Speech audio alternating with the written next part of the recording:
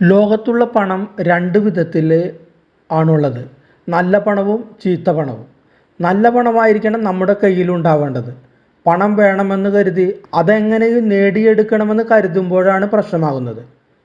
കോടീശ്വരനാകാനുള്ള വെമ്പലിൽ ആരിൽ നിന്നും അധാർമികമായി പണം എടുക്കാൻ ശ്രമിക്കരുത്. പകരം പണം ജനറേറ്റ് ചെയ്യണം. അത് നമ്മുടെ ഊർജ്ജമുള്ള പണമായിരിക്കണം. അത്തരം പണം നമ്മളിലേക്ക് വരണമെങ്കിൽ നമ്മുടെ മാർഗം ശുദ്ധമായിരിക്കണം.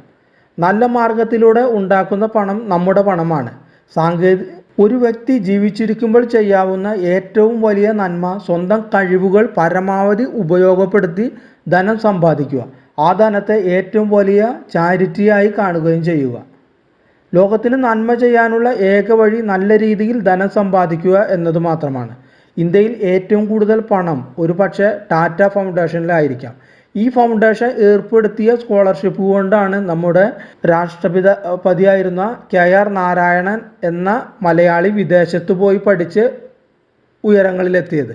അതുകൂടാതെ മൈസൂർ രാജാവിൻ്റെ പണം കൊണ്ടാണ് സ്വാമി വിവേകാനന്ദൻ അമേരിക്കയിൽ പോയതും ചിക്കാഗോയിലെ സർവ്വമത സമ്മേളനത്തിൽ പ്രസംഗിക്കാനായതും. ബറോഡ രാജാവിൻ്റെ പണം കൊണ്ടാണ് ഡോക്ടർ അംബേദ്കർക്ക് വിദേശ വിദ്യാഭ്യാസം സാധ്യമായത്. ഒന്നോർക്കുക, ആ ധനവാന്മാർ അപ്രകാരം ചെയ്തില്ലായിരുന്നെങ്കിൽ എത്രയെത്ര പ്രതിഭകളെ നമ്മുടെ രാഷ്ട്രത്തിന് നഷ്ടപ്പെടുമായിരുന്നു എന്ന് ഓർക്കുക.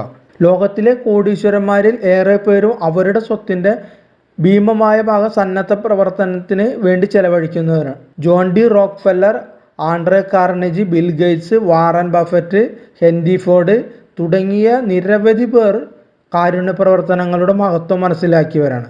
അമേരിക്കയിലെ ആദ്യത്തെ കോടീശ്വരനായ ജോൺ റോക്ക്ഫെല്ലറും അദ്ദേഹത്തിൻ്റെ പുത്രൻ ജോൺ ഡി റോക്ക്ഫെല്ലറും ജൂനിയർ, അവർ രണ്ടുപേരും ചേർന്നിട്ടാണ് 1913 ആരംഭിച്ച റോക്ക്ഫെല്ലർ ഫൗണ്ടേഷൻ ലോകത്തെമ്പാടും കാരുണ്യ പ്രവർത്തനങ്ങൾ നടത്തുന്നു.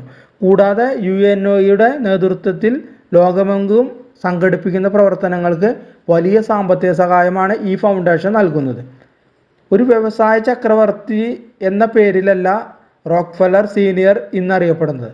സ്വന്തം ജീവിതകാലത്ത് $1 ബില്യൺ, അതായത് 1000 മില്യൺ സമ്പാദിച്ചു കൂട്ടിയ ഏറ്റവും വലിയ കോടീശ്വരനും എന്ന നിലയിലുമല്ല. മനുഷ്യരാശിയുടെ പുരോഗതിക്കും ഉന്നമനത്തിനും വേണ്ടി ഏറ്റവും അധികം പണം ദാനം ചെയ്ത മഹാമനസ്കൻ എന്ന പേരിലാണ് അദ്ദേഹത്തെ ഇന്ന് ലോകം അറിയപ്പെടുന്നത്.